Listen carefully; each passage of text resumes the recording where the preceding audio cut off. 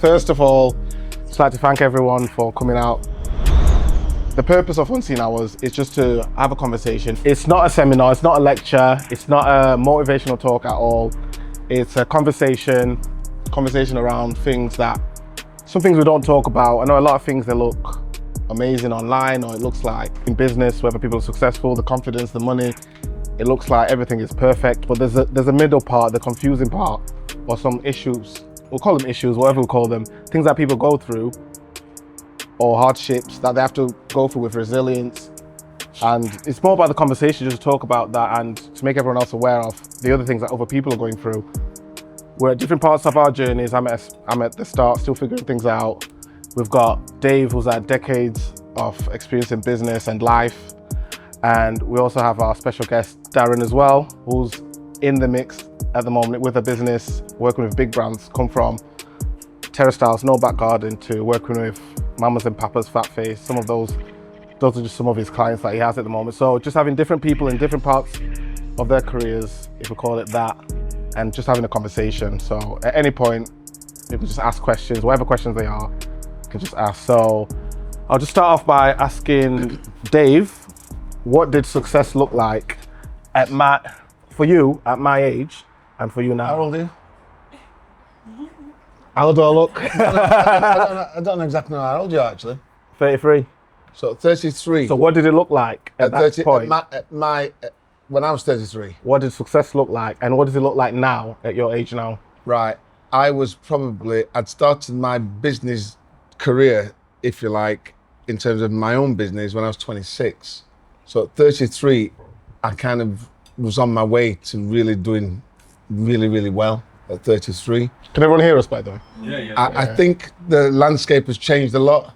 So 33 back then is a different 33 today. It's probably about 40 plus and more, because the things I had to deal with at my age, you guys are dealing with a lot different things today.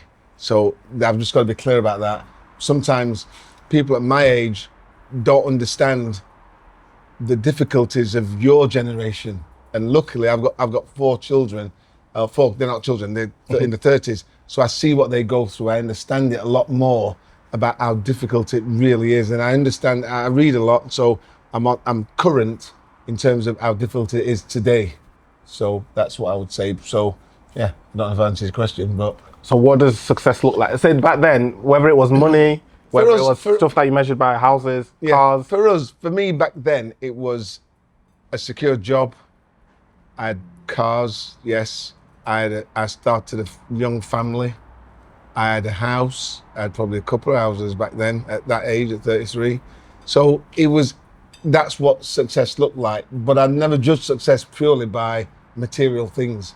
I think there's more to success than just material things. And now, what is your judgment now? About what? Success. I still think the same thing. I still think that if you can navigate this crazy world that we live in and keep on track, despite all the issues that are around us all over the place, I think you're doing pretty well. Because it's not easy out there. It's really, really tough. And I reckon you've got to recognize how tough it is. I know for you guys, you've got nothing to compare it to, but it's really tough. And if you're winning and still positive, in spite of all of what you see around you, then you're being successful. Don't let everybody tell you you ain't got a big house. That's not the goal. The goal is, are you doing the best you can? Are you working hard? Are you getting up every morning and trying and being positive and striving despite everything? Are you being that person? That's success to me. And I know we had a talk, obviously we did the YouTube before, the Unseen Hours, which the name came from Dave as well. All right, yeah, I remember. It was early days trying to film that concept of Unseen Hours. Do you know where it really came from? Where did it come from? I'd watched a documentary on Kobe Bryant. Mm-hmm. And Kobe Bryant talks about the unseen hours, and it resonated a lot about, he was always up at early in the morning, 4 o'clock in the morning, before his teammates, and he was training and he was doing work. They would come in later on. He'd already done 3 or 4 hours of work. They'd go and have lunch. He'd go back and do much more training than everybody else. And so he knew that they could never catch him up because he'd got months and years in the bank, so to speak. So he knew he was winning because he was always working. That's the unseen hours. And when we spoke as well, like you said, that's the unseen hours, getting that extra mile, waking up early. I mean, you talk about routine as well. I'm a believer in you've got to get up early, even if you've been. I remember going to nightclubs when I was younger and You were going nightclubs? I used to go nightclubs. Yeah. I used to go nightclub, and I'd be getting in at 2, but I was always up at 6. It didn't matter that I was in late. I had a job to do. I had things to focus on. So I never make the excuse of people. I'm having a lane. I'm tired, or I'm too tired to work. If you're ambitious, then you have a drive, an inner drive that's different. It's just be built different. And I believe in that. I think some people are just built to go the extra mile to be the best version of themselves that they can be. And other people, it's okay, you're lying till 12 o'clock. I'm not knocking anybody, I'm really not. But if you want to be successful, I think there's something else going on. If you want to really get the best version of yourself, there's something else.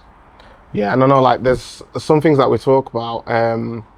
Those are turning points in terms of mentality. The turning points, because he used to play sport. Lots of sport. Used to play sport. Those turning points where he told himself certain things will never happen to him again. For example, when the trial game happened and he wasn't picked, and that switched something inside. Yeah. I went for I was 17, and I went for a trial for South Yorkshire Boys, and I was a really good football player at the time. Very, very. I knew I was good, but I was really good. On this particular day, I was extremely good, and everybody in the who was on trial said, "Dave, you smashed it today. You were the best player on the pitch by far." And they had to pick 24 boys out of 48. And I remember thinking, I'm going to be on that team sheet. Do you know, I went in that changing room and I never got picked at all. And everybody was amazed why I didn't get picked.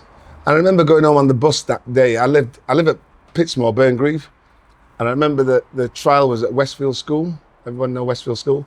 And I remember going home on the bus thinking, that is never ever going to happen to me ever again in my life, ever, where I'm being judged by someone else.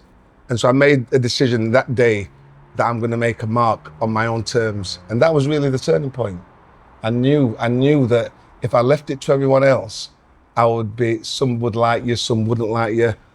Your life has to be on your terms. It's up to you to decide which terms you're going to be on. And I'm not everybody can decide, but it's up to you. Don't let anybody tell you what to do at your young ages. It's up to you, it really is. So it's almost having that tunnel vision of you focus on whatever you're doing, your own lane. You're not worried about what anyone else is saying. You're not getting judged by anyone else. You judge yourself. Correct. I have another analogy I use.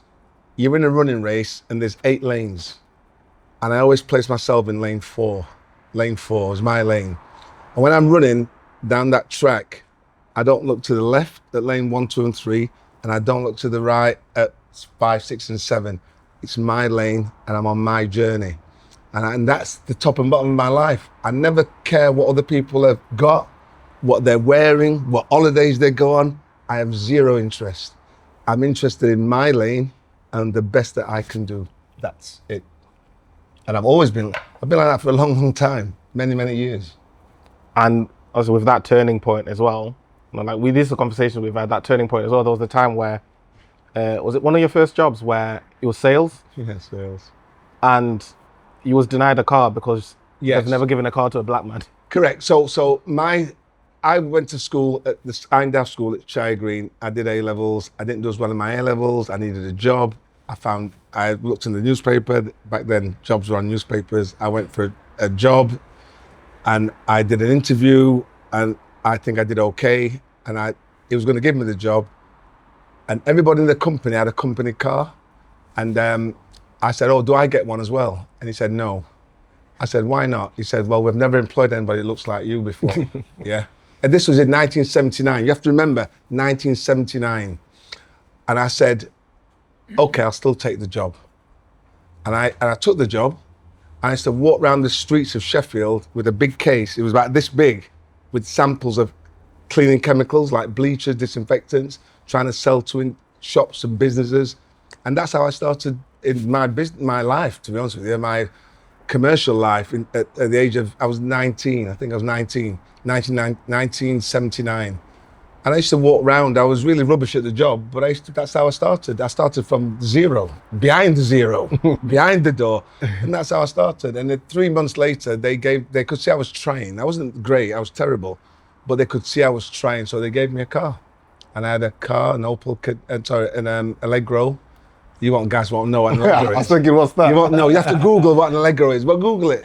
I had an Allegro, and that was my first ever car. And then I was given cars I worked for them for 7 years. I was given cars. I was given an Opel Kadett after 3 months. Then after a year, what you call a Capri, Ford Capri, which is like a Porsche today. And then I was given in 1982, I was a BMW, brand new BMW. And I still remember the registration of that BMW, A42 MWW. That's a moment in my life that I remember. At 1982, I was 22 years old. Yeah, crazy. So in those moments when you realize, not what you realize, you said you was rubbish. I was terrible at the beginning. At the beginning, I was terrible, yeah. So what made you come from? What did not make you stop thinking, I'm not good at this, let me stop? I think I just had this determination.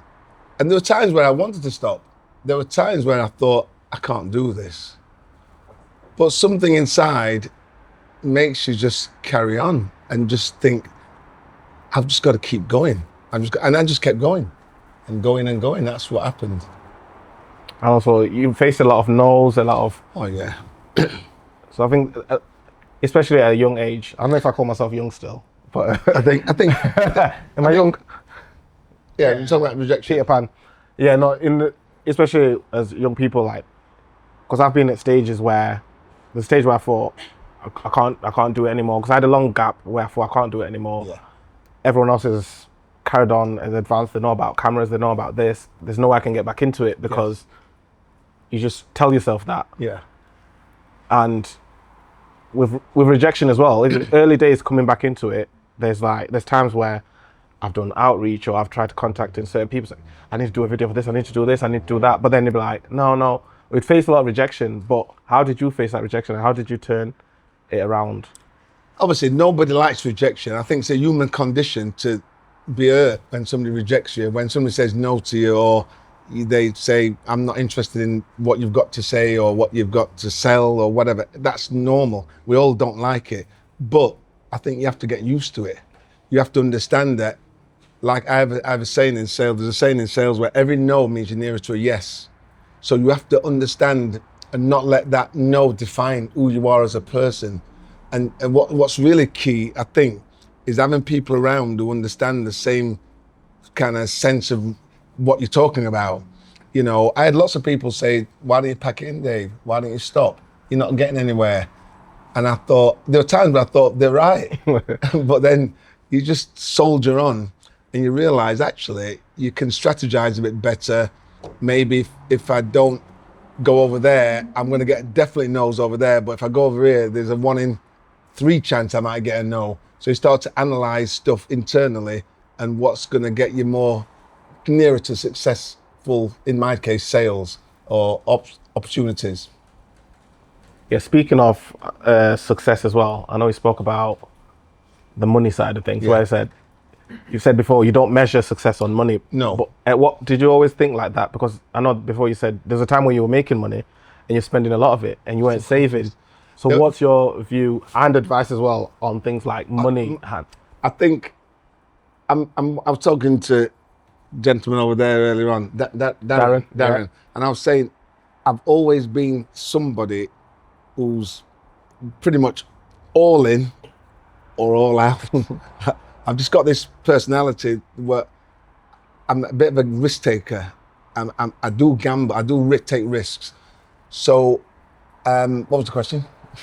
So forget things as well. Yeah. No, with the talk of success, you say don't measure it on money, but what advice on your experience with money? I think you've got to at some point get to a point where you've got to be able to put money to one side, not get too emotionally attached to it, leave it and let it build, because that's the time when you can start to have options of what to do with it. If you're always ever going to be somebody who spends money, you're never ever going to get to that point where you have these opportunities and that present themselves in front of you. So be very, very, I would say, be very, very skilled in how you treat money, because it's going to be the key to unlock some doors for you at some point. So if you're always spending it and buying the latest whatever, then your options are diminishing. I can tell you that straight away. And as somebody who's blown lots of money, tons of money, you won't believe how much money I've blown. But there came a point where I had to think, I can't keep doing this. I used to have to send my money to my sister in London to save for me. Imagine that. My sister would have to save my money because I would spend it, you know?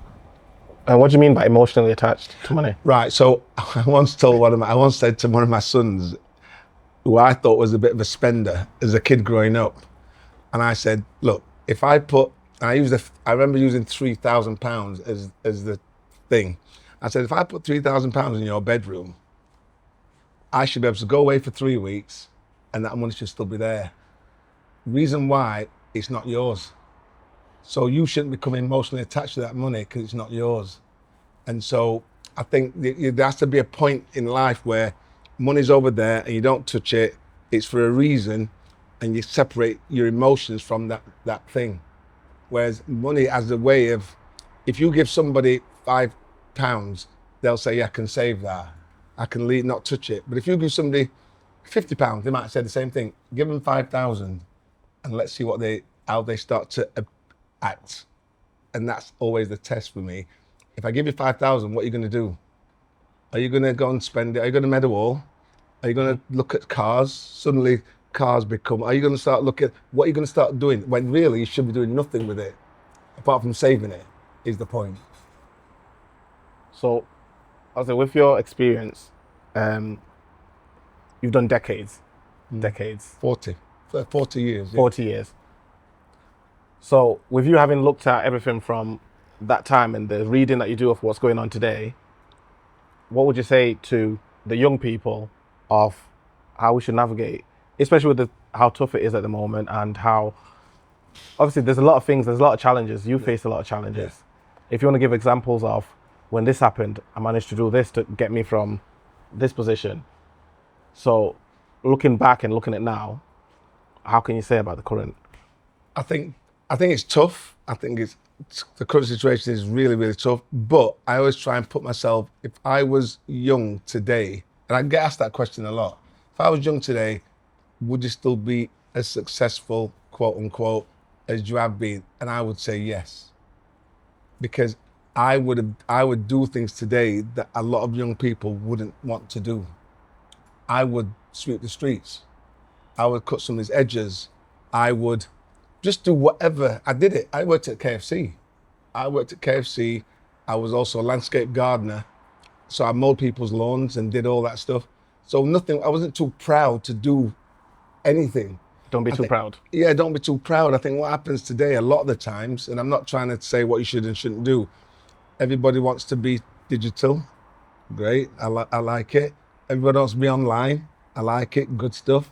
Everybody wants to, but not everybody can do it all the time. There's only a certain number of people can do that stuff. Sometimes you've got to get down and dirty and get stuff done that you use it with your hands. And once you do that, you start building up cash and money and also your confidence. I think a lot of things stem from being confident people and going to any spaces and anywhere in the country, knowing that I understand who I am, first of all. I think you've got to read as well. I think reading's important. So anyone who doesn't read or does audio books, I think you've got to do that. I think there's never been an easier time to get knowledge than today. So I think that's important. But yeah, I would just do things that go against the grain sometimes, go against what everybody else is doing and do something different. I would be that person. Yeah, like you said as well with confidence, like I'm a true believer, we spoke about it, like people, it's all about people. If you can talk to people, if you can be in different rooms, I almost say be a chameleon. Like you should be able to talk to this person and this person, be able to change how you talk. Yeah. I think being good to people, just being a good person as well, is kind of think- something that goes a long way. I think you're absolutely correct. I think just having the ability to talk to anyone, but in order to talk to anyone, you have to have something to talk about. And you have to have a range of conversations. You don't need to be an expert in everything, but try and expand your range of what you can talk to someone about. But if you can only talk, I love football, but I could talk about skiing. I could talk about table tennis. I could talk about politics, a range of political things. I'm not just a one-trick pony. So I would say to yourself, get some wide knowledge, get some general knowledge about what's going on in this world so you can have conversations with people. You know, it can't always be about fitness. It can't always be about football. It can't always be about a certain specific space. It's got to be about a broad range of things. So you've got to get some knowledge and do some work. And there's only you who can do the work. Your mum can't do it. Your dad can't do it. Your sister can't do it. You've got to do the work. So I would say, get the knowledge. And last point on that one, on the confidence talk, talk about the time where you met your friend in Nonna's, and then you ended up being a great business partner just from... So there was a time when I was driving past Nonna's, which is on the Exall Road, and I saw a guy in there, and I kept seeing him every morning. He was by himself, big table, and he was just sat there by himself. And I was always curious of why is that guy sat? I'm always curious about people. I wonder, why are you there?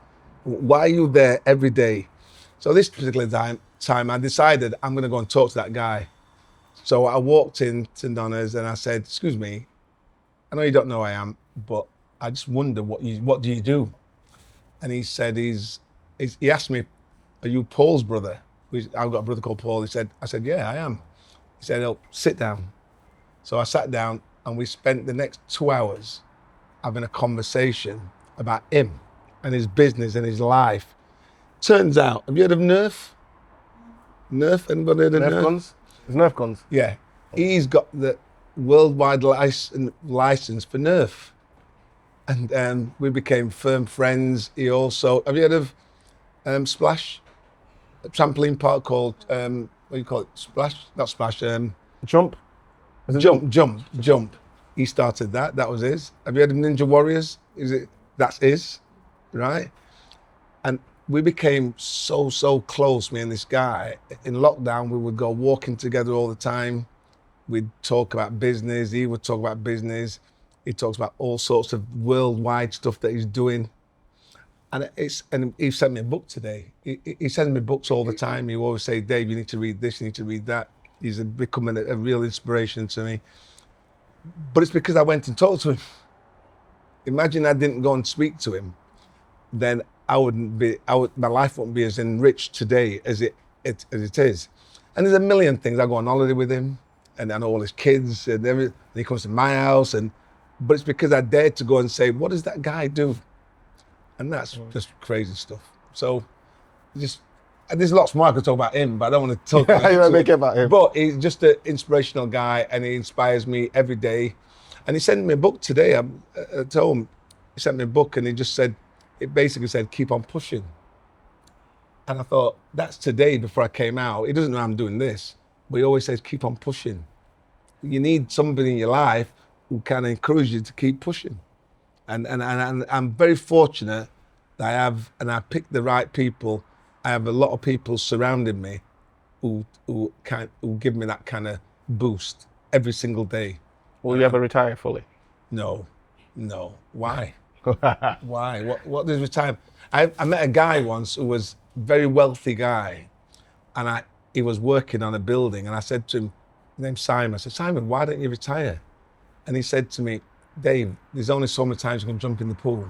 and it resonated with me because I go on holiday quite a lot, and you jump in the pool, you stay on the beach, you go and do this, you go and do that. But that's not my life. My life's being around young people like you guys. I'm still trying to do things I want to achieve myself. So retirement, you don't retire from what you love doing. You retire from what you don't like. And I love what I do, to be honest with you. So I will never, I'm the age I am, so I'm not, why retire? I don't, as long as I keep healthy and fit and well, and I don't see the point. Well, that makes sense. I mean, this one, do we have anyone with any questions? Yeah. Actually, Oh, today, the one today, do you know, I glimpsed it and I can't remember the cover of it. I have a million different books in my house. The book, I can't remember the book today, but it was on. Also, he's very good at writing notes. So he wrote a note. It's from Amazon, so they have these things where you can write notes. And he just said, "Keep pushing." It's sent to me and my wife, which says, "Keep pushing." But I can't remember the name of the book at the moment. It's only I got it today, so I can't remember the name of it. Yeah, fire away. Sorry. It's from the same kind of thing. Because could you recommend any that you think helps top you? book that you Top book. There's lots of good books. You know, further than that, can you not put us together a reading list that we can? I could, yeah. 100%. I could do a reading list, 100%. Then that can be done tonight, no problem. Obviously, the first book. By the way, before any of these books, I used to read. I did history at school and English literature, so I started to read, and I read the first book I read was about Malcolm X, and I would say of all the books, never mind business and whatever, that was the best ever book because it gave me a sense of identity, who I was, and that was really important to me as a 17-year-old kid. Where do I stand in this world? And I started reading a lot of those types of books, so that was really important to me. And then the business books and the other type of books came much later.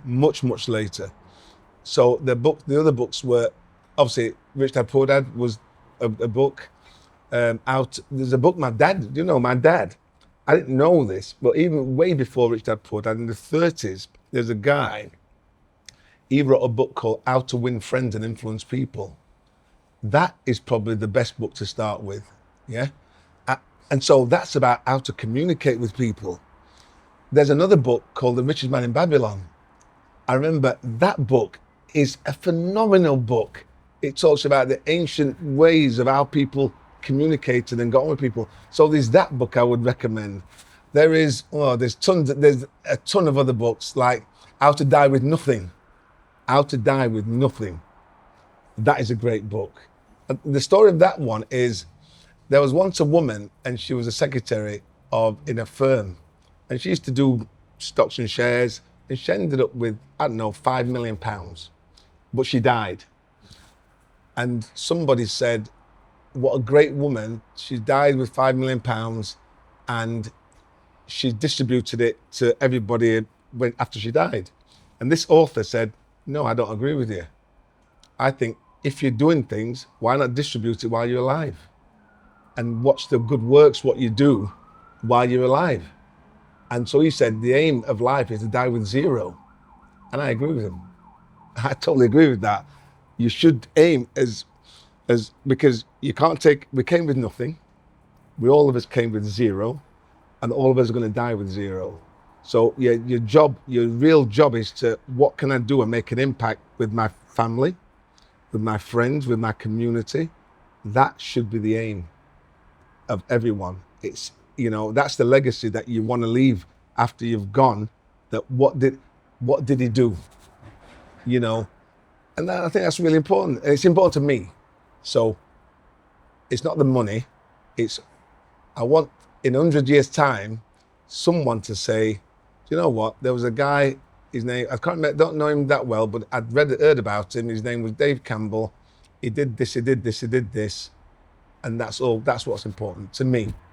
Yeah. Sorry, I think Luke. Before. Did one get answered? My question was going to be sort of a merge of all of them, David. About yeah. I just wanted some book recommendations. There's tons. I can give you tons of books. There's loads and loads and loads. It's stuff. Sorry, it's come. Obviously, you referenced How to Win Friends and Influence. You know that book. I could see you smile when I said that. Everybody knows that book, but it's a great book. Dale Carnegie is the guy. What's your favourite principle? Your favourite principle? Do you know my favourite thing in terms of life to share? I think it's pointless being successful or whatever if you don't share. I don't understand that people who don't understand that. Your job is to share and bring people up.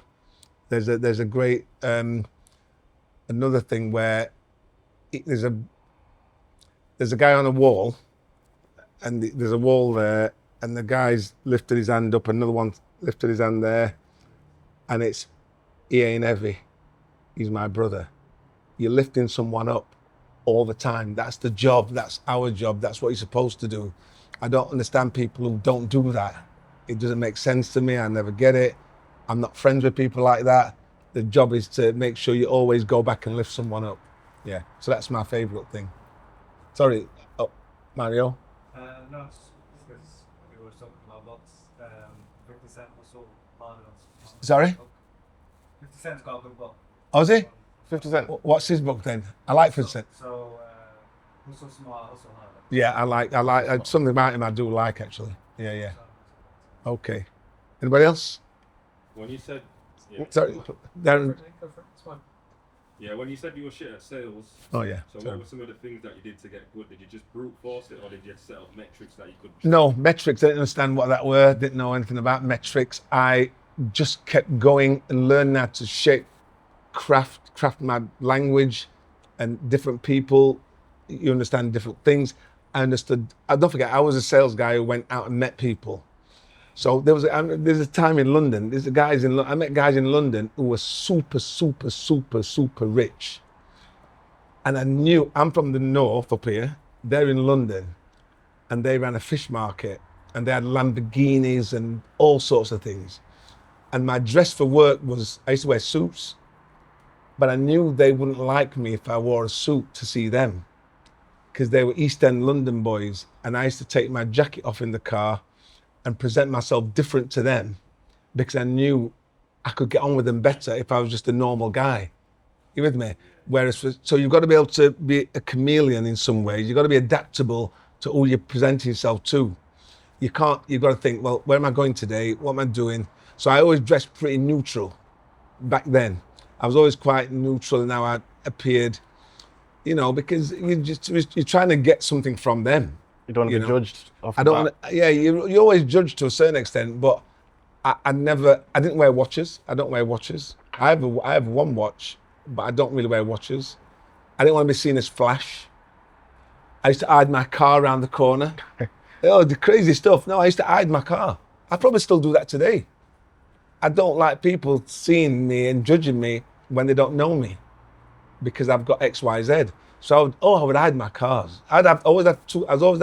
From the beginning. I've always had two cars. What cars do you have at the moment? I know I'm throwing you off. God.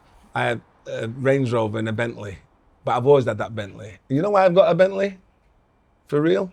It's simply because I had to walk the streets, and I bought that car simply because to put literally two fingers up to people, because they made me walk. So I've had the car. I won't ever sell it. I'll keep it forever. It's 20 years old now, I think, and I'd never drive it, and that's it. That's probably the reason I've still got it. Whereas other people, it's probably a bit their dream car or whatever, I don't know. But I'm not even a car guy, to be honest with you. I like nice cars, what they look like, but I'm not a car guy as such. Yeah, I've never been under the bonnet of a car. I don't know what to do. I have no idea. Sorry, anybody else? Sorry, Darren. Adversity. So right now, Yep. really, really tough. Yeah, it's tough, rough. Being a business owner and obviously going through the Yep. decades that you've been in business. Yeah. I think for everybody, it'd be great to understand what's been the toughest point you've had in business.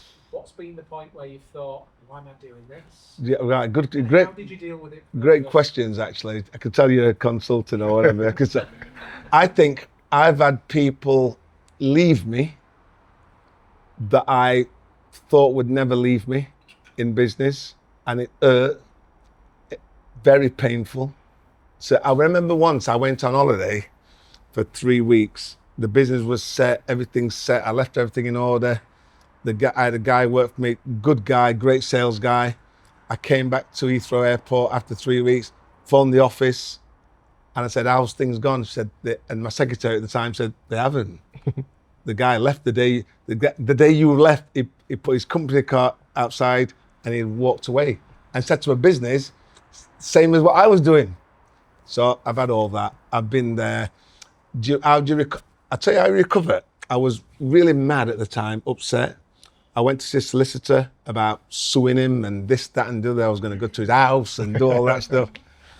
And the solicitor, Mr. Buxton, never forget him, Bellum Buxton, he said to me, Mr. Campbell, I've heard about you. You're doing good things. Can I give you some advice? And I said, yeah, you can. What is it?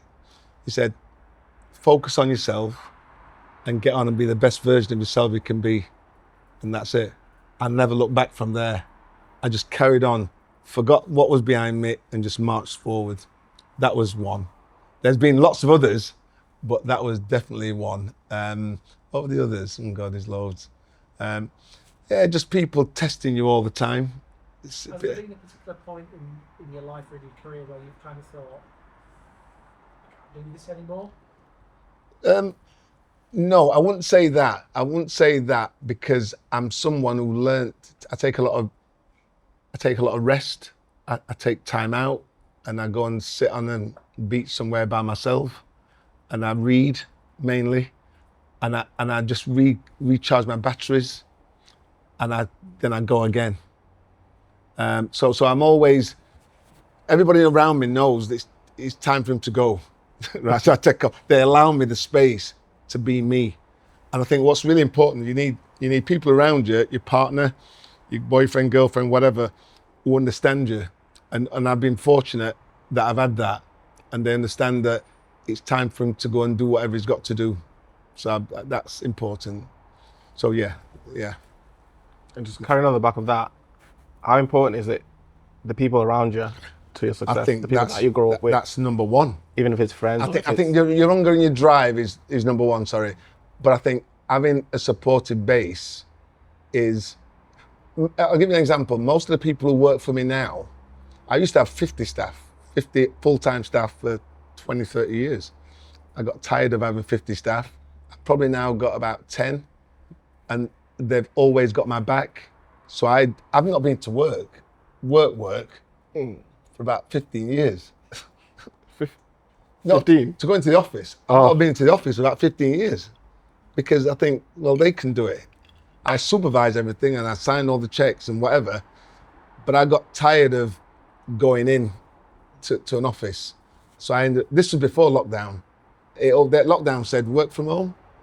The real trick is work from anywhere. There's a book, another good book called 4-Hour Work Week. Anybody read that one? Yeah. The 4-Hour Work Week. My son got me that book. That is a beautiful read. It gives you ideas of how to shape systems and situations. So I tend to, I work hard, and I would always say I work, whatever, much more than 4 hours, but there is a way to condense your work to work smart. Yeah, definitely. Any other questions? More. So how do you, with business partners, how do you... I don't have them. I know, you said you did at the beginning. You work with a lot of people. No, yeah, works with a lot of people. Business partner. I've only got one business partner, and that's my brother in the business, but I have people, employees. So if you look at my wife's a director, but I don't have business partners so much. Okay, so between you and your brother, how do you... Do you know, I'm one of these guys, I don't micromanage. I'm more a visionary generalist than a micromanage. He's good at micromanaging. Yeah, I'm not. I'm terrible. I can see a vision, and I then get people around me who are better than me to work down on the detail. I'm just not very good at detail stuff. I just don't want to do it, is the truth. So I surround myself with, I think, good people who can do the stuff that I don't want to do. Yeah, that's how I do it. Yeah. And partners, they say the first ship to sink is a partnership. So they say. I was going to ask, how do you separate that? So is your brother... You know what's... That's interesting. I don't really ask him what he does. I never ask anybody who works for me what they do. I give him a job, like my brother-in-law works for me. I give him a job, I give him a car, I know his character, and I leave him. And Trust. Yeah, it's a massive amount of trust. And I think, well, I know you're going to get the job done. You're going to get done in your way, but it's going to satisfy me. So why do I need to keep asking you every day? So I don't ask people what they do at all. I've never done that, or very rarely do I do that. The only person who we talk I talk to my secretary, who's my niece, probably 6 times a day. She's the only person, and she covers every business that I've got. She covers it, and I talk to her 6 times a day and more. Yeah, because I trust her. She knows more about me than all my family put together. Everybody. Yeah, but I trust her, don't I? So. Yeah, so 2 questions. Would you say that 80% of your success comes from being the visionary of the thing and being able to be on top of your business instead of in it? Correct. And then the second question is, how would you tell someone to structure that? Right. So there's an idea. This idea. I used to work in the business a lot, and I was always in there. But then I remember talking to an accountant many years ago, going back 30 years. He said, "Dave, you've got to work on the business, not in the business." So what I did was I learned how to employ people who are better than me. I'm not afraid that somebody knows more than me, as long as I can understand the general. In an army, the guys who run the army are generals. They're not the ones who shoot the guns or do whatever. So I like to think I'm a generalist, not a specialist. So I let people be good at what they're good at, and I'm good at what I do to a point, which is organizing people. So I try and pick. Most of my staff, for instance, have been with me. The current staff average 15 years. They don't leave. I think they don't leave because I give them the room to be themselves. That's the top and bottom of it. People like to feel like they're in charge. I don't phone them every day and ask them whatever. No. So I like to give them the room to be the people that they really are. And so they have what you call autonomy over their lives. Yeah, fire away. It's good this, I like all these questions. What does your day today look like? And if you're not? Tomorrow I'm doing nothing. No, I might go to yoga at 4:30. To be honest with you, my brother passed away, so I'm having a quiet week. So that's it. But a typical week would be on a Monday, I'd probably meet some people, business people, have a coffee. I'd always do, my training's important to me, what I do physically. So on a Monday, it's yoga at 4:30. On a Tuesday, I have a PT personal trainer at 10 o'clock. On a Thursday, I do yoga 9:30 in the morning. On a Friday, I have a personal trainer. Saturday, I might do a spinning class. And Sunday, I do yoga. So so I base all my life around training and what I do physically. And then obviously, your mentally is really important. So I make sure I mentally have the space to be. I sometimes drive into the countryside by myself and spend all day there just reading books and do that. And then in terms of work, somebody will tell me what's going on. My secretary, what's going on occasionally, and that's it. So my day's fluid. I don't have rigid days. I could probably tell you what I'm doing now till September. And most of it's leisure now. And you make sure people report to you in the right way, but most of it's kind of leisure and going to theatre. I like theatres and going to theatre and concerts, stuff like that. So that's my general day. So 20 years ago, before now, so when you're still in the business, right? What was your week looking like? So what I would do, when you were in the mix? Today's Sunday, right? So what I would do when I was in the mix, on a Sunday, I'd plan out all the week. It would be planned in a diary. You didn't have Filofax you didn't have phones where you'd plan your week. Monday, I'm going to see this person. And some would be prospects and others would be, I'm definitely going to get an order off from that person or that person. But I'd line it all. I've still got all my books from 1979. All my books, all my diaries, how I rigidly work my system. So I would write, Monday I'm going there, Tuesday I'm going to Coventry, Wednesday I'm going to Leeds. Yeah. Wednesday I'm going to Leeds. Thursday I'm going to London for the weekend, and so on and so on. So I'd always plan. Planning what I did was very important to me. You with me? So I had structure. You do need structure. You can't just aimlessly just wander around the world, thinking I'm going to be all right today. You do need some sort of structure. The structure was wide, but it was still structure. So that was important. You have to plan. your week, you know, and so I did that. Yeah, definitely. I can't remember who asked the question, but yeah, I planned myself my week. This is just very random, but do you use digital to plan stuff? Or do you Yeah, still I use do. physical? On my phone. Oh, On my phone. Yeah, my phone is right. I can tell you now. So this week, so all that stuff I just said is on my phone. yeah. The week after is what, the 9th. The week commencing the 9th. What's on the 9th? We're in March, aren't we? Yeah, we're March yeah, now. in March. Yeah. So I've got nothing that week. So I might go away. I might think, oh, there's an holiday there. I'll jump on a plane and go somewhere. And then I might think I know what's happening. There's an R&B thing on the 7th of March. That's in my head. It's at the cathedral. Where's that? It's a candlelight thing. It's a cathedral. Oh. So I'm going to that because the guy who plays piano is a friend of mine. He did my part. So I'm going to that. So I remember I've got that. We're in March. I'm trying to think. There's not much in March, so I'm flexible to go and do whatever I want to do. So, but I do keep it on my phone. Yeah. My brother's a doctor. I've got a brother's doctor, and he meditates, and he would say basically that don't store everything in your head because there's only so much space in your head that you can keep information. So when you meditate, you're actually deleting the files, a bit like a computer when it's full. You're deleting all the time. So I don't keep stuff up here. I don't keep a lot of stuff, only stuff that I want to keep. Yeah. Yeah. You're yawning. Are you excited? Yeah. Any more? Go this gentleman first.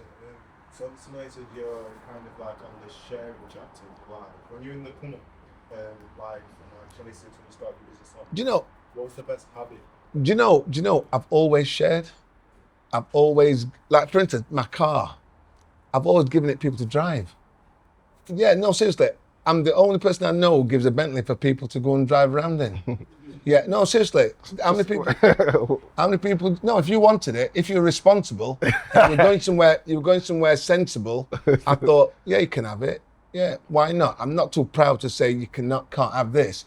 Or I've used to lend money all the time. I became kind of, so sharing was always fundamental to me. It was always, I would take people to London and jump in my car. We're going to watch the cricket in the World Cup cricket game and West Indies were playing.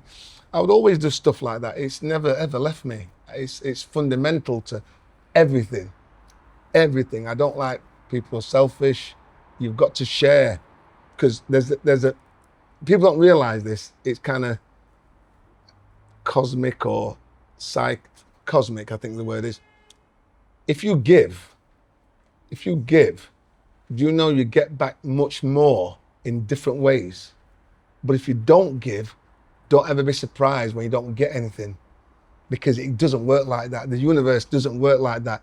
You've got to give to get, and be. If I was going to say anything, be a giver, because your blessings come in. I could give you so many examples of that. I'll give you one, and I could give you loads. I once went to the World Cup in France '98. There was about 10 of us went to the World Cup in France 1998, and none of us had tickets. Not one of us had tickets for the game. We were going to watch Argentina against Jamaica. So we go to Paris and no tickets. And we look like there's 15 minutes before the game kicks off and there's nobody got any tickets. So I go and sit next to a guy on a bench, random guy on a bench. And he says to me, are you here for the game? I said, it's packed. It's absolutely rammed outside the stadium. And I said to him, yeah, we're here for the game. What's your name? Got talking. And he then said to me, do you want 2 tickets to get inside the game? And I said, yeah. And he said, I've got 2 tickets to give to you. So I said, how much? He said, nothing to you. I said, what? Mm-hmm. He said, nothing. Remember, I've got 10 guys with me or whatever, and I'm the one who sits next to the guy to talk to him. He's offered me 2 tickets. So I said, no, I'll pay you. He said, no, I'm giving it to you for free. So he gave me the tickets, and I went to the guys who were stood over there. I said, look, this guy over there has given me 2 tickets for the match. And I said, let's split the tickets and share the tickets and see have a lot to find out who gets the tickets. And one guy said, no, Dave, you should have one of the tickets because he gave it to you. But I was going to share both tickets. And so we decided that I'll have one ticket, and we drew lots for the other ticket and went inside and watched the match. Now, I don't think, so the point I'm making about that is, you can question, and I have done over the years, that was 1999, what happened there? Why me? Why did that happen to me? It's because I went and sat next to a guy and started talking to him. Most people, what they do in life is they say, oh, I'm not doing that. I'm not talking to that person. I'm not doing this.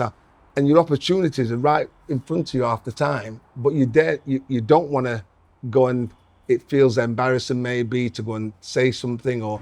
So I just think there's opportunities everywhere if you understand what they look like. So your blessings come from all directions, and you got to say thank you to whoever, yeah? And you got to be like that. So that's one, but I could give you a lot more, that kind of stuff.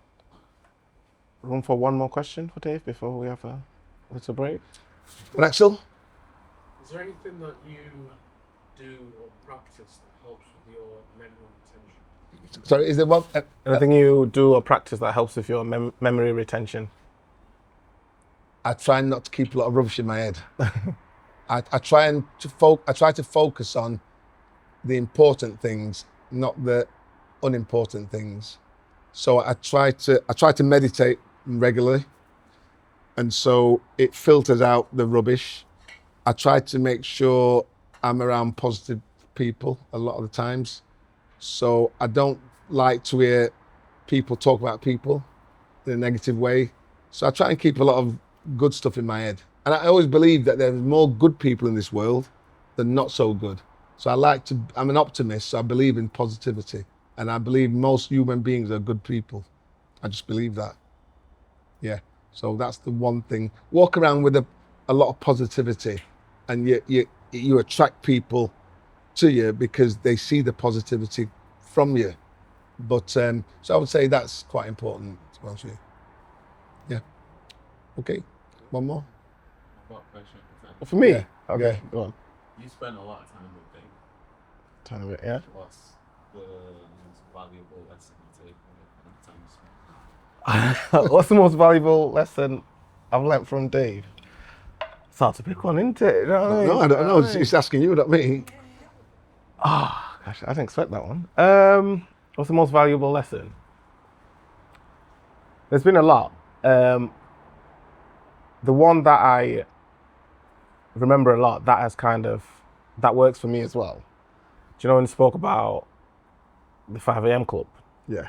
Which, that's something that's worked a lot for me in terms of getting up really early. Sometimes it's a bit extreme, but getting up really early, and I tend to get a lot of things done in that time before everyone wakes up. Because before I used to think I can only do work at night because everyone's asleep, then I'd lay in until 9, 10 o'clock. But I've just noticed that has been a big game changer. Just doing work when everything is quiet, your mind is at ease. That has been a game changer as well. By the way, the guy I told you about before, the Nerf guy, it's him who introduced me to the 5 a.m. club. I didn't know about the 5 a.m. club. Robin Sharman, another great book. Or there's another book where he writes the 6 habits, what you do before, whatever, I can't remember. 9 a.m. Is it 9 a.m.? 6 habits, 6 early morning habits, what you have to do routinely. So when you meet people, you're introduced to all these different things, and you think, actually, that's kind of, I learn a bit of this, I learn a bit of that. So I kind of learn a lot about lots of things, to be honest with you. But yeah, the 5 a.m. club is... And that's one of the... There's a lot. There's a lot, but the 5 a.m., getting up early when everything's quiet, you can achieve more between 5 and 8 o'clock than you can between 9 and 5 o'clock. Even if I go back to sleep after. Yeah. So especially it's tough in the winter because you want to be in bed and it's dark outside. And I don't practice it as much in the winter, but you should. But when that's why I like to go in where you get up early and it's bright skies, because it's easy to get up in the morning and do your work and do your reading, and you end up like we said before, you get such an advantage over everyone else because you've done those hours that nobody can get back. So it's really 5 a.m. club. Yeah, that's it. So yeah, we're gonna have a little break. We're gonna have the music come back on before we have our guest Darren come up as well. Okay, so cool. we're gonna have a little break. Everyone get a drink. Thank you. Great questions, by the way. Great questions. Thank you. In this segment, we've got a quick section with a special guest, Darren, who I met this time last year actually in Dubai. Yep. You thought I was an odd guy. I thought he was an odd guy. But We gelled, didn't we? we gelled. ADHD crazy. That's it. That's it. But yeah, so met Darren this time last year. Past few months we've been doing some work together. Through meeting him, through talking, his story is a different story as well. Darren came, is it from Leeds lad? Armley in Leeds. Armley in Leeds. Yeah. Say lived in a terraced house, no back garden, No garden. no GCSEs, failed everything. Sorry, I just said it like that. Sorry, I No, said it you're like right. It's good. It's good. that. He failed it all. It's like therapy. This. Keep going. It's like therapy. So yeah, he came Reverse out, therapy. he came out with no GCSEs. He just, all from that, fast forward now, owns a business called Synergy Procurement. And he has some clients that we all know. Some of his clients are Fat Face. He's close to the CEO of Fat Face, Lacoste, Mamas and Papas. Is there any others? Keep going. Keep going. Have you been listening? I've been on the website in a while. Yeah. But yeah, so Big brands. some big brands. So obviously he's overcome quite a lot getting to that, from a family with nothing, not getting no education. So just gonna go into a quick section, have a quick chat with Darren, which is someone who's a different stage in his career. So we've got David, decades, we've got Darren, who's still in the war zone. 16 years. 16 years, still in the mix, and just get a bit of I don't know why my dad is laughing. He's troubled. Since he's come, it's become a distraction. But yeah, so we're just gonna get into it. So Yeah, cool. I'll start off on a different note. So the first one, what I'd say, this is more generic. We'll start with generic. You don't know what the question is, so catching you off guard. So what mistakes do you think, let's say with people, obviously from what you've done and coming from nothing, what mistakes in business, when people are trying to come up off starting with nothing, what mistakes do you often see people make? Or what mistakes did you make as well when you were trying to make your business successful coming from nothing? Yeah, good question. Good question. So my business is 16 years old. I started the business just as my son had been born. So I've got 2 kids. I've got a 16-year-old and a 20-year-old. And I think looking back now, one of the biggest mistakes I made was my identity and my purpose ended up being my business. And unfortunately, my kids really suffered as a result of that. So I was flying around. I remember when I first started the business back in 2010. On a Monday, I'd be in Glasgow. On a Tuesday, I'd be in London. I'd go wherever the business was. So it was a new business. It was a new brand. I had no story to tell. And I neglected my family a hell of a lot. Now, don't get me wrong, we've got a great life today together, but I really, really, if I could turn back the clock, I would definitely change that. It's hard when you're walking away from a big job, starting on your own, you've not got loads of cash, you're chasing every order. It's hard not to neglect people, but yeah, that's definitely something that I definitely regret, and an area I've definitely made a big mistake with, actually. But equally, I wouldn't be where I am now without that. So obviously in your position, you had just had a newborn son. Yep. And you're starting the business. So I'm thinking of people who have not got kids yet. Soon. So,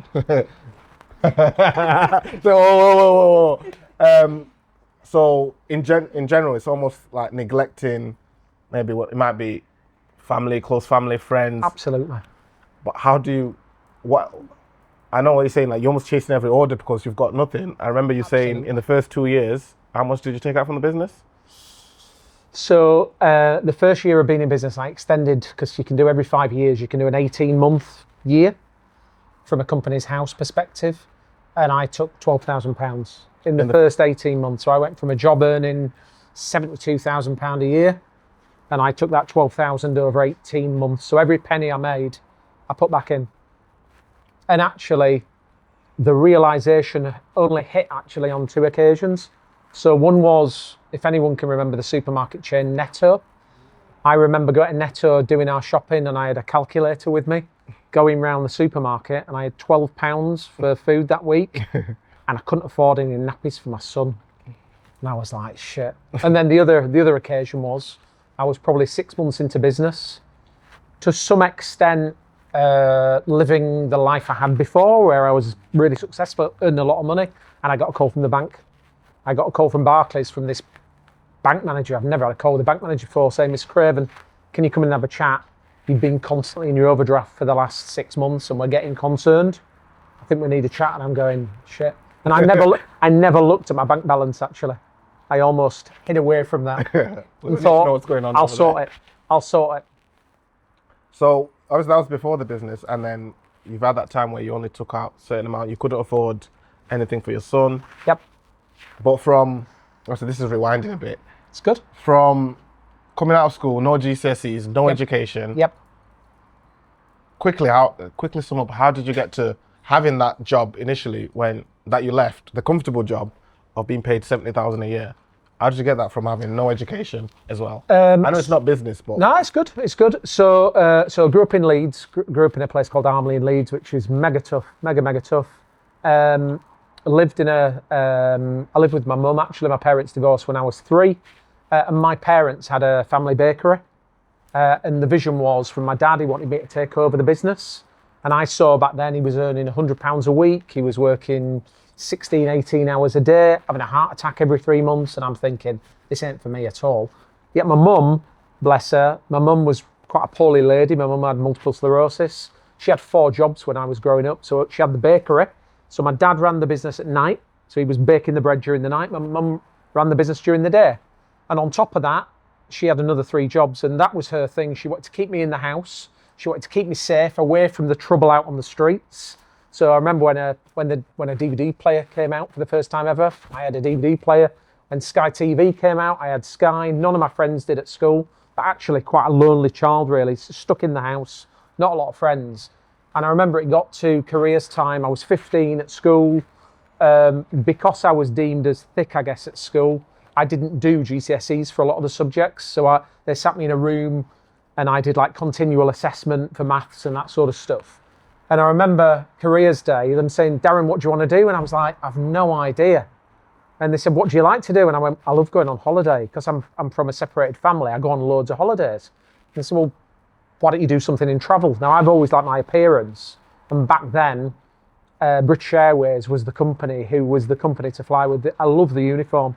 So I did a YTS with a company called Pickford. So I remember the first year I earned £29.50 a week. My daughter's morning now earning £24,000 a year at 20. So I was earning £29.50 a week for the first year. So it was 4 days a week in the shop, 1 day a week at college, Park Lane College in Leeds. And then the second year you got a pay rise. So you went from £29.50 to £34.75. So did that. Very similar. So did that, stayed in travel for about 7 years. And then I was headhunted to go and work in IT.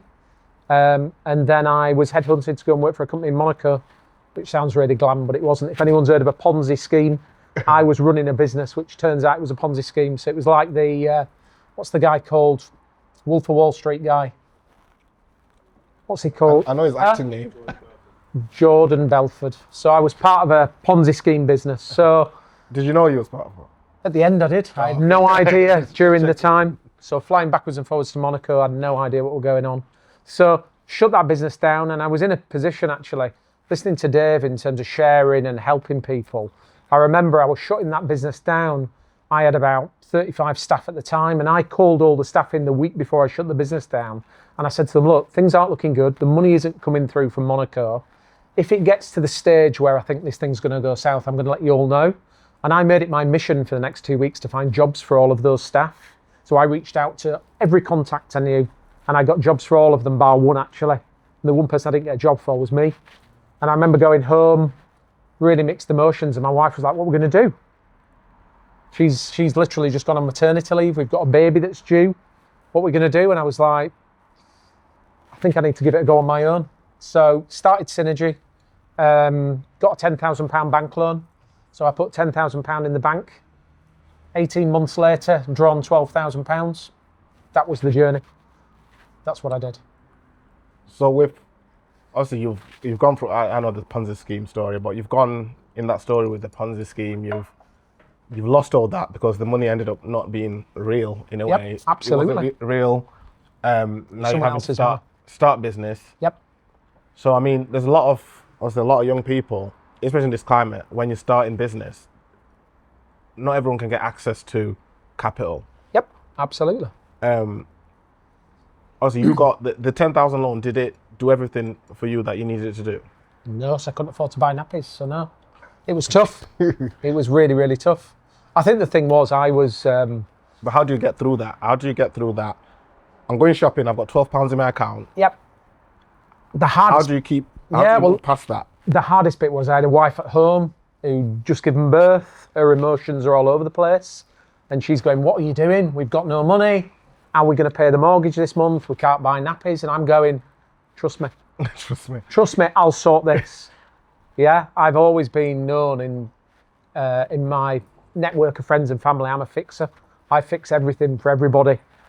And I had that much self-belief that I could make it happen through the motivation of my mum, actually. So I saw that lady, a lady who could make anything happen. You know, if anyone's been to Greg's here and had a sausage roll recently, before my mum died in 2021 during COVID, she designed the sausage roll and the steak bake, actually. So that was her legacy.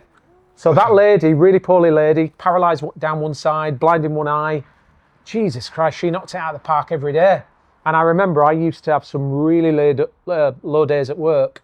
And I always used to think, whenever it got really tough, I used to think, that lady's been laid on an operating table, having a thing called a lumbar puncture.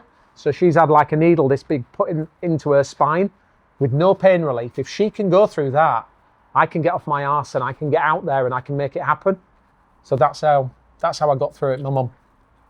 So onto that, yeah. So you say, obviously, the thing that got you through.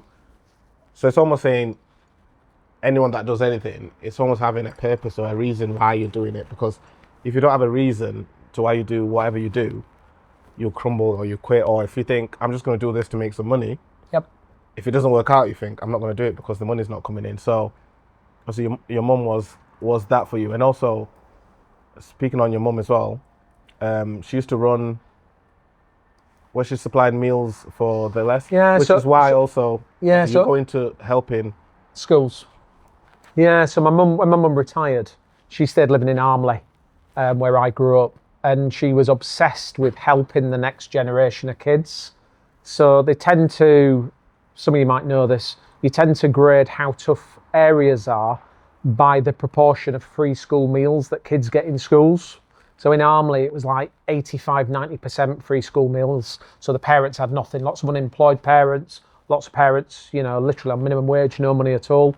So my mum made it her mission to make sure that every child at my old primary school got a hot meal every day. So she set up breakfast clubs. So those kids would have a hot meal every day before they started. And she made that her mission. So when my mum passed away of COVID, during COVID, the second strain of COVID in January 21, I was like, shit, do you know what? I've got a great business, touch wood. I haven't got any wood, shit. Got my beads. I've got a great business. I've got a great family. I've got my health, touch wood. It's my time now, actually, to carry on Louise Craven's legacy. So I've been spending the last probably 4 years of my life going back into schools, trying to help that next generation of kids, and it's really tough.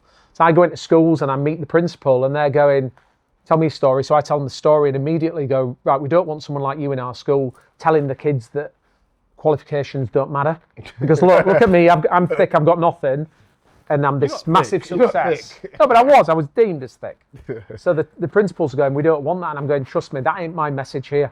I've got 2 kids and I tell them every day, life's tough right now.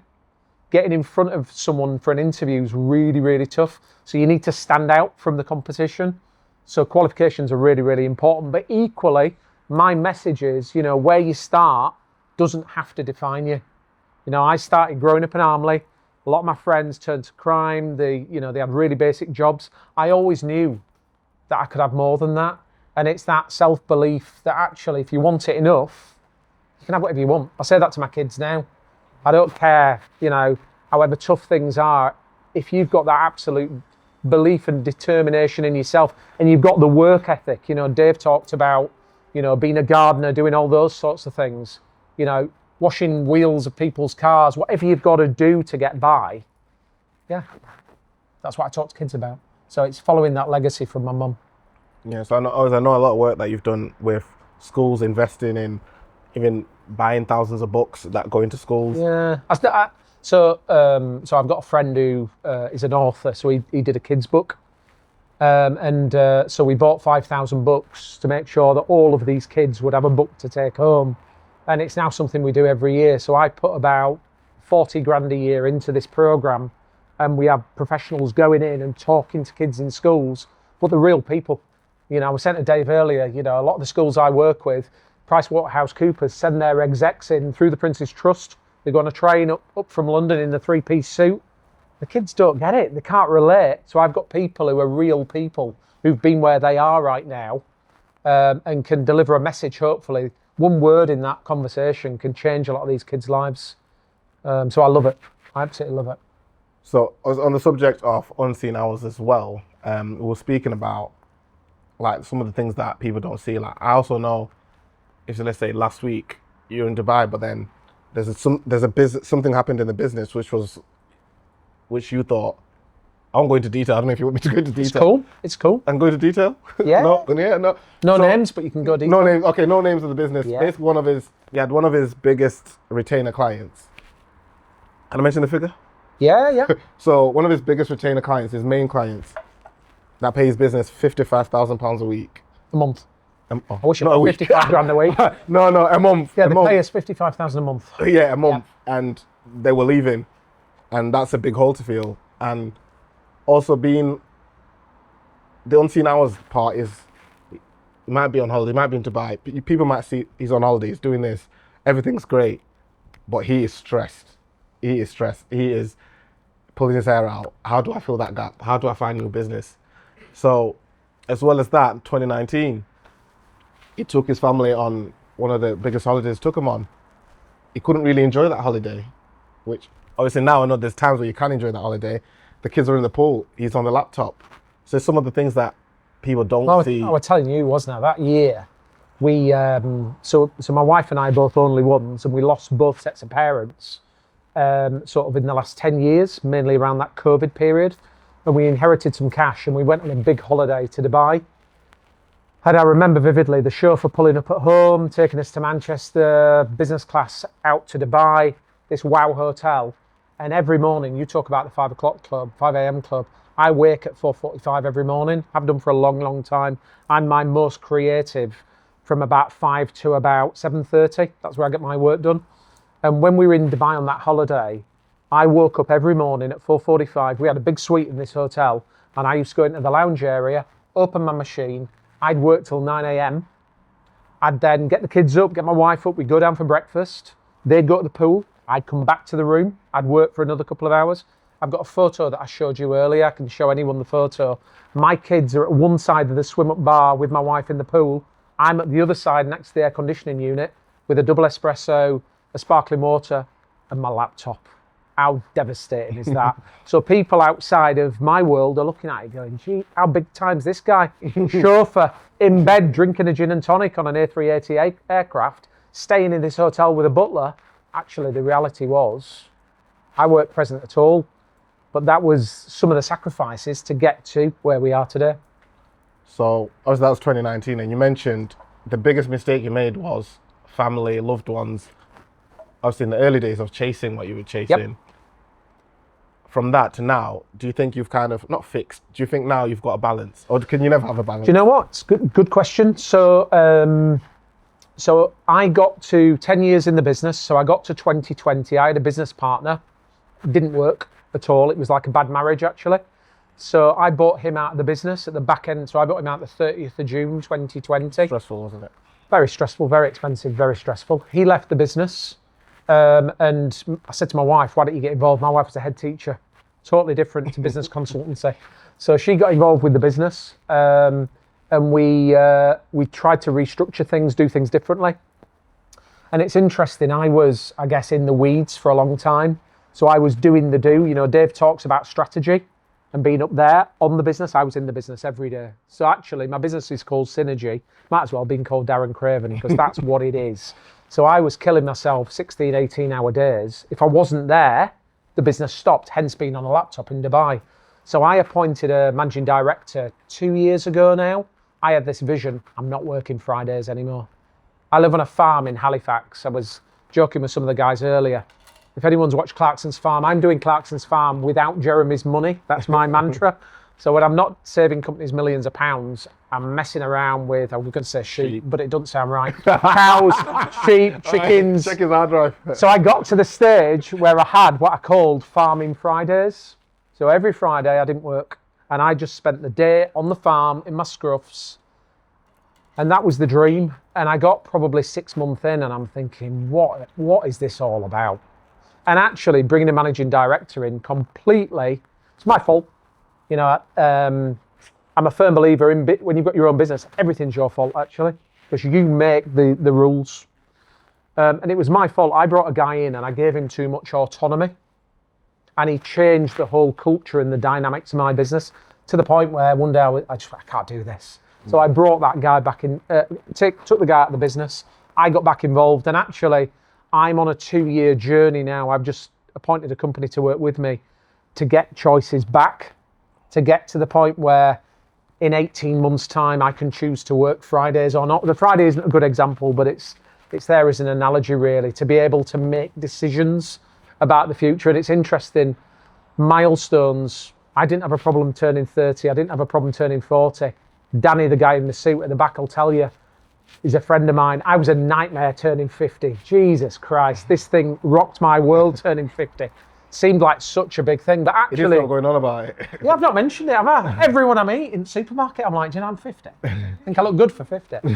But yeah, turning 50 was such a big thing for me. But actually, so I'm at the point now where in business, you know, a plan is so important. To get to where you need to get to, you need a plan. I realised when I was 10 days on a sabbatical in Dubai on my own, I ain't got a life plan actually. So my wife's the other shareholder in the business. The next month we're working on what our life plan looks like. What are our terms in running our business? How much time do we want to put into that business? How much energy do we want to put into it? What resources have we got? How much money do we want to make? You know, my wife's mega motivated by money. I joke my wife's got an illness called HOD. HOD it's a real thing. It's holiday obsessive disorder. That's what she's got. So we need a load of money to pay for all these bloody holidays. And then the S is sanity. You need sanity at the end of it. You need to enjoy what you do. So we're at the moment going through 16 years in business I'll have been on the 21st of April. I'm now writing my terms. What do my terms look like for the next 16 years? Yeah, wow. Yeah, so... I ain't got ADHD, have I? Like you, mate? No, 10 times. 10 times. Yeah, whatever. So, yeah, before going into some questions, what advice would you give? I know you've talked a lot, we've had conversations, you've talked a lot about that hard work, that work ethic. Even there's times where there's something you're meant to be doing as a team, or it was planting trees, you were putting more work in than the staff, and you were relentless, you just couldn't stop. But what advice would you give young people? You're young as well for 50. Thanks, mate. What advice as well would you give for like younger people in terms of pushing through and trying to get to where you want to get to? Obviously, you said you made the mistake of neglecting, but how would you have done it different? What advice would you give your younger self? Do you know what? The thing that wakes me up at night at the moment, I don't sleep great anywhere, but one of the things that wakes me up prior to go to Dubai actually is AI. So I feel really old when I look at AI. I went on an AI course 3 years ago, and it was all about integrating AI into your business. My accountant said you need to go on it, so I went on it, and I left really excited and really quite terrified. And actually, there was a slide that came up on the screen which I thought was really powerful, and it's so important today. AI robots will not take over the world. Companies who embrace AI robots will. And I think for me right now, you know, if I was starting my business again with the technology that's around you now, embracing a lot of that technology, you know, for me, I'm severely dyslexic. So writing an email for me, one of the reasons I was working 16, 18-hour days, I weren't seeing my family, was if I needed to send an important email to a client or a follow-up from a meeting, that email might take me half a day to write, because I'd read it 20 times and there'd be words in there that I'd not seen. There weren't words there that I did see. So utilizing a lot of the technology, let me tell you, Copilot and Gemini have changed my life. I now, you know, I have so much more time available. So I think, you know, I wouldn't change being me. That relentless Darren Craven got me to where I am now. You know, I have that mantra of anything's possible, and I can fix it. I can do it. I'll fix the problem. But actually, I think being really mindful of what's around you from a family point of view, because let's face it, if it don't go your way, because 98% of businesses go bust in the first 2 years, new businesses. So if it don't go the right way, you still need your loved ones around you. But I think, you know, having the relentless, keeping going, but using that technology that's around you as well. I'll say AI's changed my life, and no doubt it will do yours. No, you're right. You're right on that. But it terrifies me. It is terrifying. So I'm talking to my kids now going, from a career point of view, you need to make sure that you're picking careers that are going to be bomb-proof, actually, where you're not going to be taken over by an AI robot, or if you're going to carry on doing something else, you need to embrace AI. Yeah, that's a very good point. And it's very landscape gardeners right now, the amount of landscape gardeners that must be shitting themselves every day, going, what am I going to do? You know, I took a photograph of one of my gardens at home, and I said, make that into a beautiful Victorian garden. And it did it. And then I went and give me a planting guide. It did it. And then I said, find me the cheapest places to buy all the plants, because I'm a tight Yorkshireman. And it did it. If I were a landscape gardener, I'd be going, this is awesome. I'm now going to say to people, send me a photo of your garden. I'm going to do you a beautiful design, and it'll be back to you in an hour.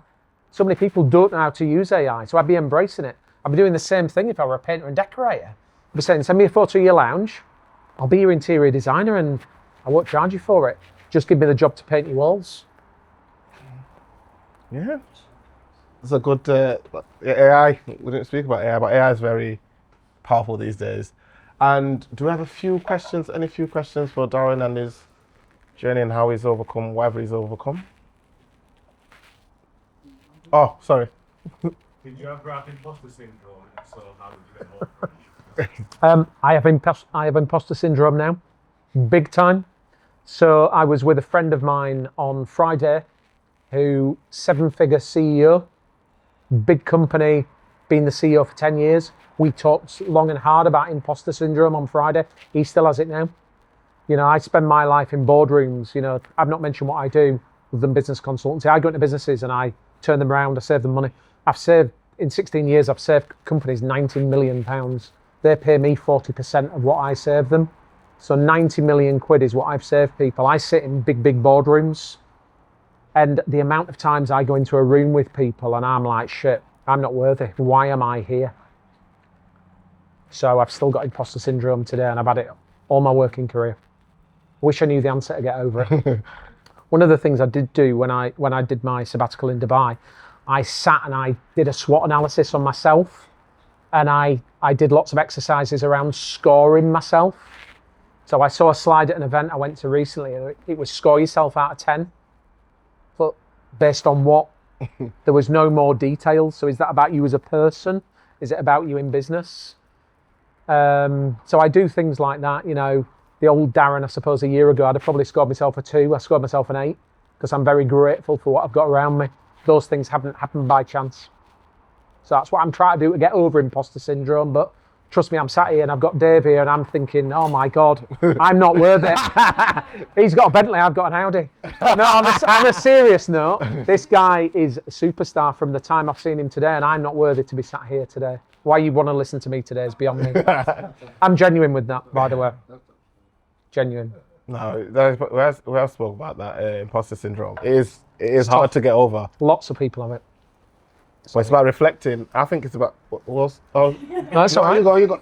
No, you go. No, finish your part. No, I'm just saying it's it's about trying to reflect as well on what you've done, what's in black and white. This is what I've done. I can do this, but like I said, it is hard. But you have to just know, like, this is what I've done. This is what I can do. And do you know what? The other thing I would say as well. Sorry, just to answer your question. I think as a business owner as well, it's really bloody lonely. It's mega lonely. You know, one of the biggest challenges running your own business is, who do you talk to? Who can actually relate to where you are, whether you're successful or not? When you get more successful, it becomes harder actually, because who do you have those big conversations with? And I'll openly say, I have a therapist that I meet every week. And, you know, as a business owner, actually going, do you know what? I'm normal. I've got challenges. You know, I went through 18 months of having health anxiety. Every time I had a headache, it was a brain tumor. Every time I had stomach ache, it was bowel cancer. So I have a therapist now that I meet and I talk to about how to get through life, but more importantly, how to be a great dad, how to be a great husband, how to be a great boss, and how to be a good person. I think it's really important. You know, everyone's talking about this buzzword of mental health at the moment, but for me, it's critical actually. It really, really is. Sorry. You've got one more. We've got time for one more question. In your unseen hours, Yep. what does it look like for you? Obviously, outside of business, Yep. outside of the physical things that you are doing to grow your business, to work on your business, what do your unseen hours look like? So as I said, I wake really early. So I wake at 4:45 every morning. I don't know why, but I've got one of these Whoop things that vibrates when it wakes me up. And I set that alarm for 4:45 and I wake before it every morning. So I wake mega early. Breakfast for me is really important. As I say, I've got ADHD if no one had noticed. So I've got a lot of energy. But actually maintaining those energy levels for me are really tough.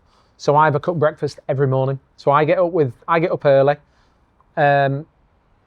I can't read a book actually because I'm dyslexic. I've never read a book in my life, but audio books are really important to me. Podcasts are equally really, really important. So I do an hour every morning of just me before I wake up my son in the morning. So I have a really good breakfast, time with my son in the morning. And then for me, being present, as corny as this sounds, being present in nature is a huge thing for me. So growing up in Armley in a terraced house, you know, no garden. I now live in a place called Shibden in Halifax, and I never dreamed, you know, sheep, cows, chickens. And for me, that thing of being able to go outside and do the jobs that I've got to do, even when it's chucking it down with rain and I'm up to my knees in mud, being present with animals for me changes everything actually. Just having that headspace, they give me, I don't know what they give me something really, really positive. My working days have changed a hell of a lot. So, you know, I'm not particularly structured around working hours in the office. You know, I'm very old school when it comes to work. So I hate home working. I hate hybrid working. I'm a team person. I love working with my team. So I love all my guys being in the office, but ultimately I've got to adapt to everybody else. So I try and spend as much time as I can in the office, but I tend to get in at probably 10, work through till 4. I have a promise that I make to myself that I spend a minimum of 90 minutes a day working on my business, not in my business.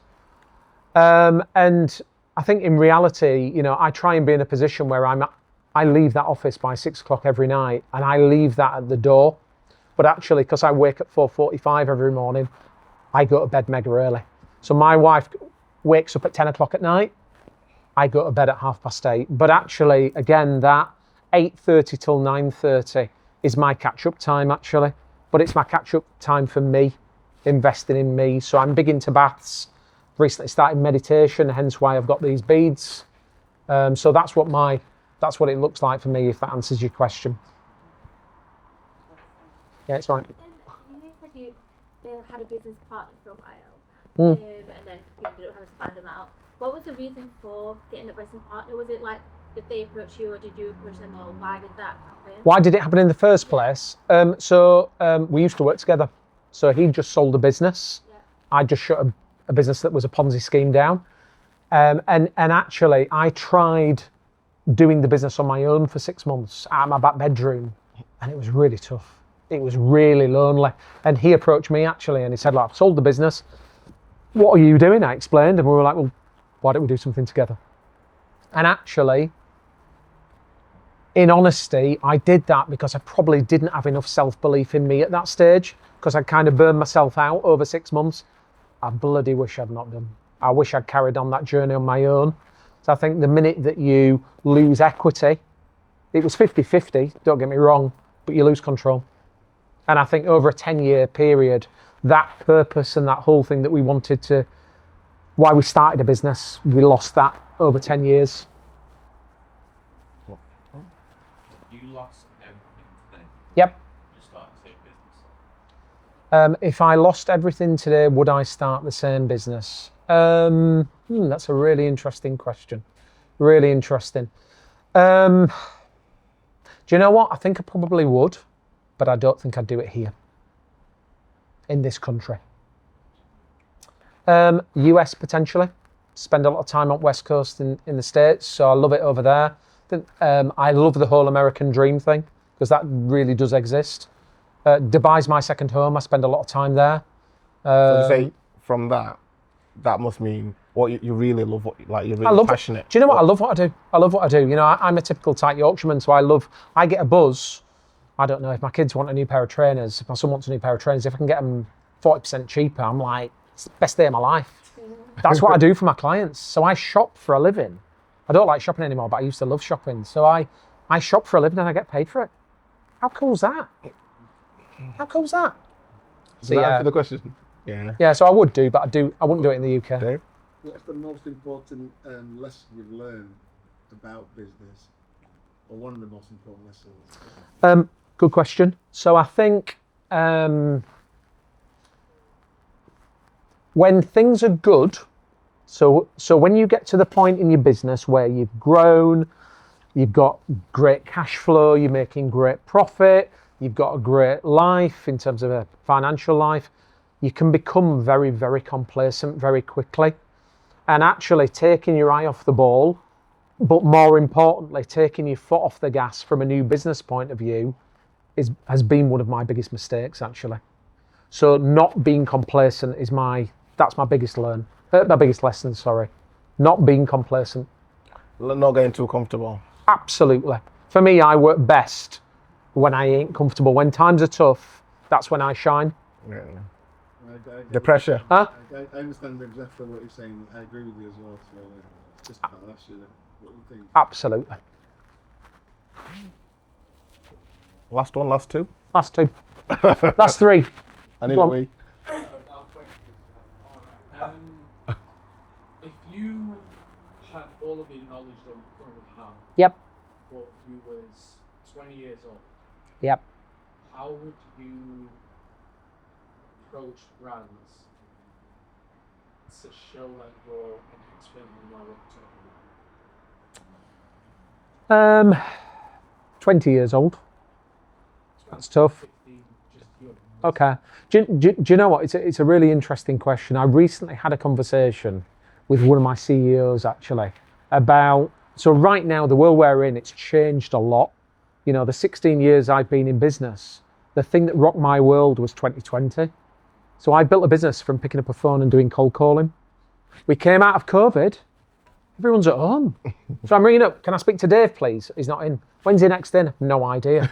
Well, you must have a schedule for him. Well, he don't come in office anymore. So that happened. The thing where we are now is we're in a world now where no one can make a decision.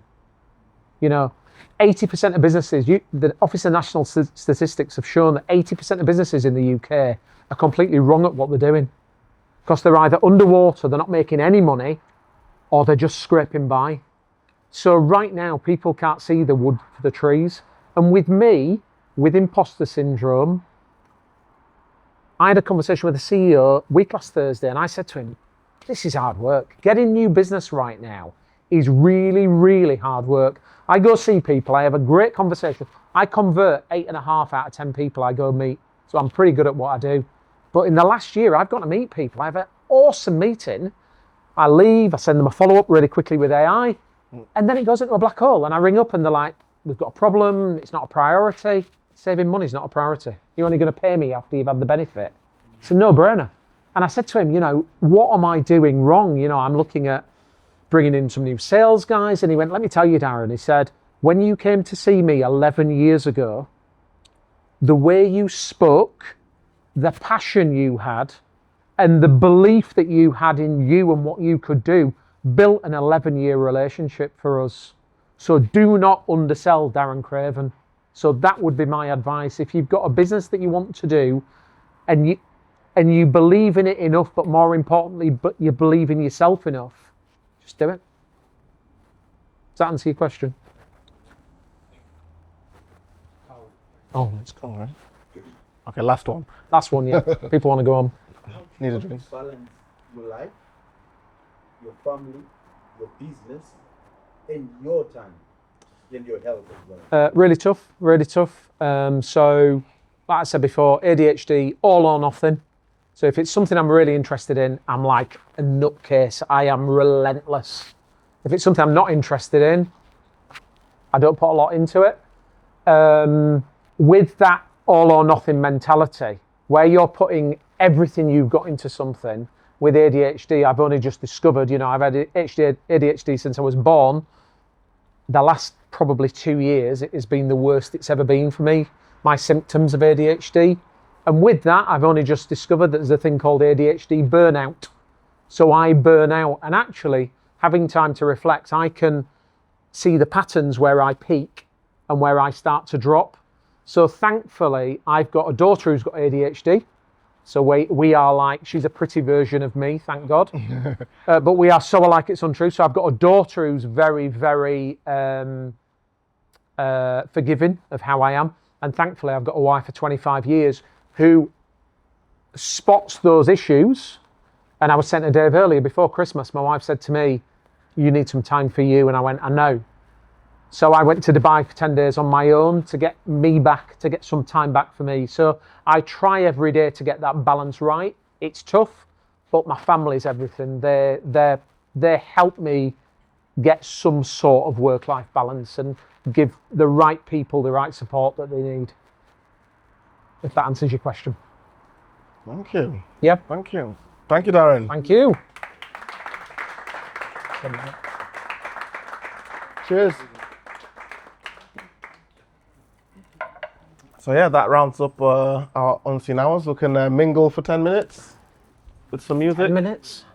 Gavin, just before you disappear, because we've asked Dave about his I need a wee, so ask him. what's your favourite podcast, or what podcast would you recommend? So actually, I do have a favourite book, which I have listened to on 6 occasions, and it's the book called Oversubscribed. Outstanding book. Absolutely outstanding book. So Daniel Priestley, yeah. So Oversubscribed, and the other one is Atomic Habits. Yeah, they're my 2.